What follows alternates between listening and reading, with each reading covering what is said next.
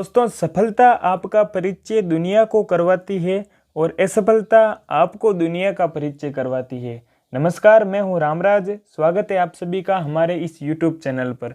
तो दोस्तों, आज हम पढ़ने वाले हैं 7th क्लास पॉलिटी का चैप्टर नंबर 6 संचार माध्यमों को समझना, यानी कि अंडरस्टैंडिंग मीडिया। तो इससे पहले हमने चैप्टर नंबर 5 पढ़ लिया था। अगर आप में से किसी ने अगर वो वीडियो नहीं देखा है तो ऊपर आई बटन के अंदर वो वीडियो मिल जाएगा, वहाँ से आप देख सकते हैं। तो आज का चैप्टर स्टार्ट करते हैं। तो देखिए, सबसे पहले हम समझ लेते हैं कि ये संचार क्या है। देखिए, वैसे तो इस संचार शब्द को अलग अलग विद्वानों ने अपने अपने ढंग से इसको परिभाषित किया है। इसकी कोई एक निश्चित परिभाषा नहीं है, लेकिन फिर भी मैं आपको एक साधारण सी परिभाषा बता दूं कि जब दो या दो से अधिक व्यक्ति आपस में कुछ सार्थक चिन्हों, संकेतों या प्रतीकों के माध्यम से विचारों या भावनाओं का आदान प्रदान करते हैं तो उसको कहा जाता है संचार। ये हो जाती है आपके लिए एक संचार की साधारण सी परिभाषा। अब इस संचार को करने के लिए हमें किसी न किसी माध्यम की आवश्यकता होती है। उस माध्यम को कहा जाता है मीडिया। अब इस मीडिया को भी मैं आपको बहुत ही सिंपल शब्दों में समझा देता हूँ। देखिए, हम न्यूज़ पढ़ते हैं अखबारों और पत्रिकाओं के माध्यम से, हम न्यूज़ सुनते हैं रेडियो और टेलीविज़न के माध्यम से। तो इस तरह से जो ये रेडियो, टेलीविज़न, पत्रिकाएं, ये जितने भी जो माध्यम है ना, तो अगर इन सभी माध्यमों को हम किसी एक शब्द के माध्यम से संबोधित करना चाहें तो हम कह सकते हैं कि ये सभी के सभी इस मीडिया के भाग हैं। अब हम समझ लेते हैं ये मीडिया क्या है। देखिए, स्थानीय मेले की दुकान से लेकर के टीवी के कार्यक्रम तक जो भी हम देखते हैं, इन सब को संचार माध्यम यानी कि मीडिया कहा जाता है। समझ गए ये बात। अब देखिए, इस मीडिया की उत्पत्ति कहाँ से हुई है। ये मीडिया अंग्रेजी के मीडियम शब्द का बहुवचन है और इसका तात्पर्य उन विभिन्न तरीकों से है जिनके द्वारा हम समाज में विचारों का आदान प्रदान करते हैं।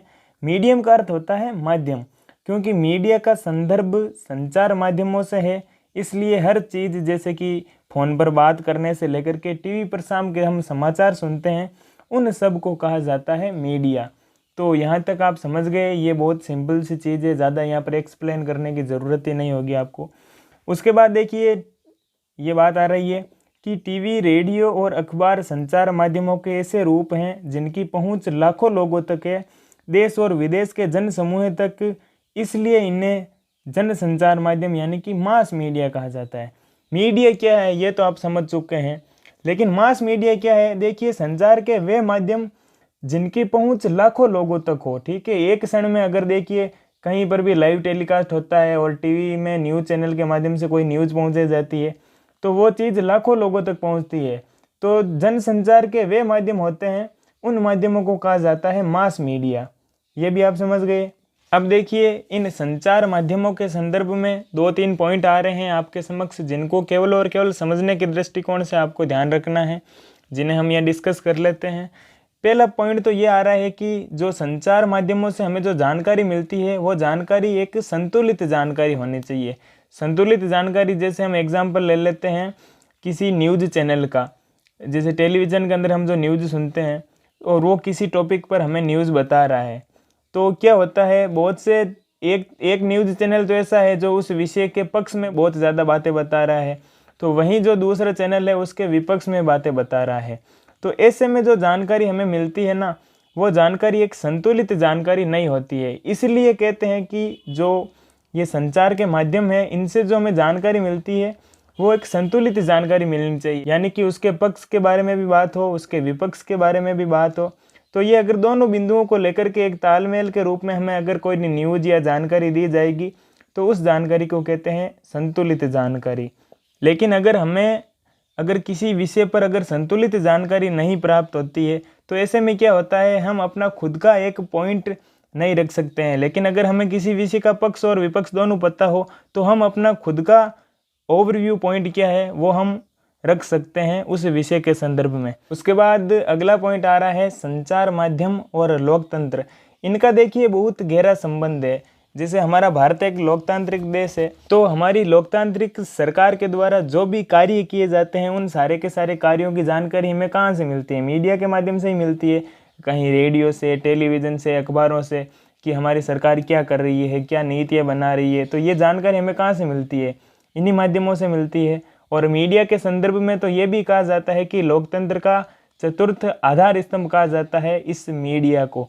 तो इनका भी एक गहरा संबंध है, संचार माध्यम और लोकतंत्र का। और तीसरा बिंदु ये आ रहा है संचार माध्यम और धन।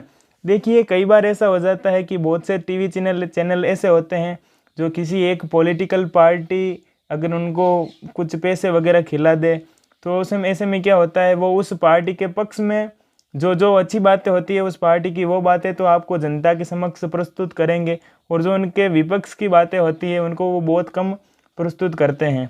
तो ऐसे में जो वो मीडिया होता है, उस मीडिया को फिर बिकाऊ मीडिया कहा जाता है। तो ऐसे में क्या होता है, वो जो संचार का जो माध्यम है वो एकदम स्वतंत्र माध्यम नहीं होता है। तो इस प्रकार से हमें कई बार इस धन का प्रभाव भी देखने को मिलता है इन संचार माध्यमों के अंदर। तो इस तरह से ये 2-3 बिंदु थे। उसके बाद आगे आपके जो हेडिंग आ रही है वो हेडिंग है सेंसरशिप। अब ये सेंसरशिप क्या है, आप इसको जान लीजिए। आपने मीडिया क्या है ये तो जान लिया। सेंसरशिप क्या है कि जब सरकार समाचार के किसी अंश, फिल्म के किसी दृश्य या गीत की किसी अभिव्यक्ति को जन समुदाय तक पहुंचाने से प्रतिबंधित करती है तो उसको कहा जाता है सेंसरशिप। यानी कि अगर सरकार को लगे कि ये जो बात है, किसी भी जैसे कोई समाचार पत्र है या कोई फिल्म का दृश्य है, कोई गीत की कोई पंक्ति है, उस पंक्ति को जनता तक नहीं पहुंचाना है, तो ऐसे में क्या करती है वो सरकार, उस बात को प्रतिबंधित कर सकती है। उसी को कहा जाता है सेंसरशिप। और इतिहास के अंदर ऐसे बहुत से अवसर भी आए हैं जब सरकार ने सेंसरशिप लगाया है। इसमें सबसे बुरा समय है 1975 से लेकर के 1977 तक का आपातकाल का जो टाइम है, उस समय सरकार ने सेंसरशिप लगाया था। और उसके बाद एक बात मैं आपको बता दूं, जैसे आप कोई भी मूवीज़ देखते हैं, जो मूवीज़ रिलीज़ होती है तो वो भी सेंसर बोर्ड के द्वारा एक बार पूरी की पूरी मूवी चेक की जाती है और उसके बाद वो मूवी रिलीज़ होती है। उसके बाद बढ़ते हैं आगे की तरफ। अब आपके जो हेडिंग आ रही है वो हेडिंग है खबर लहरिया अखबार। ये क्या है, इसके संदर्भ में हम पॉइंट वाइज डिस्कस कर लेते हैं। पहला पॉइंट है कि उत्तर प्रदेश के चित्रकूट जिले की 8 दलित महिलाओं द्वारा 15 दिन में खबर लहरिया नामक अखबार लिखा जाता है। उत्तर प्रदेश का एक ज़िला है चित्रकूट नाम से, उस जिले के अंदर 8 महिलाएं हैं जो हर 15 दिन में इस खबर लहरिया नामक अखबार को प्रकाशित करवाती है। दूसरा पॉइंट है कि इस समाचार पत्र में दलितों से संबंधित विषयों, स्त्रियों के प्रति हिंसा, राजनीतिक भ्रष्टाचार से संबंधित खबरें होती है। तो इस तरह की खबरें इस अखबार के माध्यम से ये महिलाएं लोगों तक पहुंचाती है। उसके बाद तीसरा पॉइंट है कि ये समाचार पत्र स्थानीय बुंदेली भाषा में प्रकाशित होता है। वहाँ की स्थानीय भाषा है बुंदेली, उस बुंदेली भाषा के अंदर ये समाचार पत्र जो खबर लहरिया नाम है जिसका, ये प्रकाशित होता है। और चौथा पॉइंट आ रहा है इससे संबंधित कि इस समाचार पत्र को सन 2009 के यूनेस्को साक्षरता पुरस्कार के लिए भी चुना गया था। ये वेरी इंपॉर्टेंट प्रश्न है, इसीलिए इस खबर लहरिया नामक अखबार का हम यहाँ डिस्कस कर रहे हैं, क्योंकि सन 2009 के अंदर इसको यूनेस्को साक्षरता पुरस्कार के लिए भी चुना गया था। तो ठीक है, ये बातें हैं आई है आपके इस खबर लहरिया अखबार के संदर्भ में। अब बढ़ते हैं हम आगे की तरफ।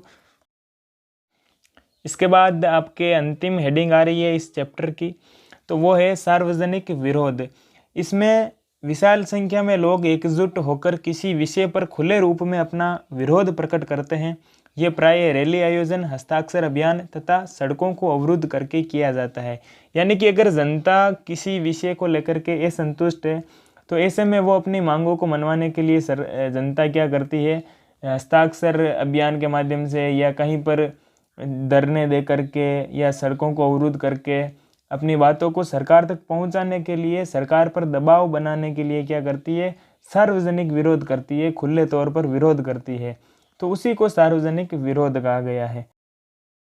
तो इसी के साथ आपके ये चैप्टर नंबर 6 भी हो जाता है कंप्लीट। इस चैप्टर से संबंधित जितने भी जो आपके नोट्स बन रहे थे उनका हमने यहाँ डिस्कस कर लिया है। इसके अलावा और कुछ भी आपके नहीं बनेंगे। अगर आप पॉलिटी के सभी चैप्टर के नोट्स की PDF लेने के इच्छुक हैं तो डिस्क्रिप्शन में लिंक दी हुई है, वहाँ से आप ले सकते हैं। दूसरी बात आपको बता दूं कि अगर आप इस चैप्टर से संबंधित 1 लाइनर क्वेश्चन आंसर का कोर्स देखना चाहते हैं तो वो भी मैंने अनअकैडमी पर बनाया है, वहाँ पर आप जाके देख सकते हैं और उसकी भी लिंक नीचे डिस्क्रिप्शन के अंदर दी हुई है। उस कोर्स को देखने का फ़ायदा क्या होगा आपको कि उस कोर्स को देखेंगे तो आपको कम टाइम के अंदर आपका रिवीजन हो जाएगा, ताकि आपको मैक्सिमम बेनिफिट मिल पाए। तो इसी के साथ करते हैं आज के इस वीडियो को समाप्त। वीडियो अच्छा लगा तो लाइक और शेयर कीजिएगा। अगर अभी भी आपको इस चैप्टर से संबंधित कुछ भी डाउट है तो आप कमेंट बॉक्स के अंदर कमेंट करें, मैं आपको रिप्लाई दूंगा। अगले वीडियो में फिर मुलाकात होगी आपसे, तब तक के लिए धन्यवाद। जय हिंद, जय भारत।